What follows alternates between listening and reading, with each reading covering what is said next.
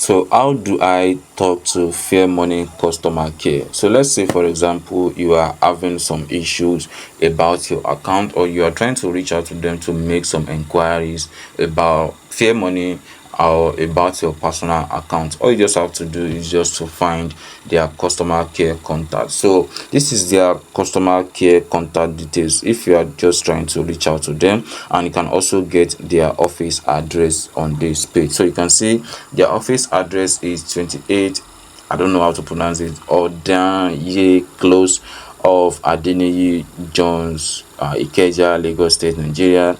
No money in the office, everything is digital. That's quite amazing. So their email is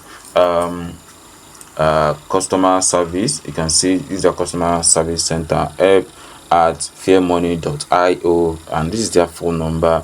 Fairmoney, you can see they have different phone number right there, and you can also see their FM Fairmoney business. You can see their another number. So you have like 4 contacts that you can reach out to them on. So it's very simple, and they also make it more simple for and easy for people out there who are very much interested in reaching out to them. So it's quite simple to contact the Fairmoney customer support.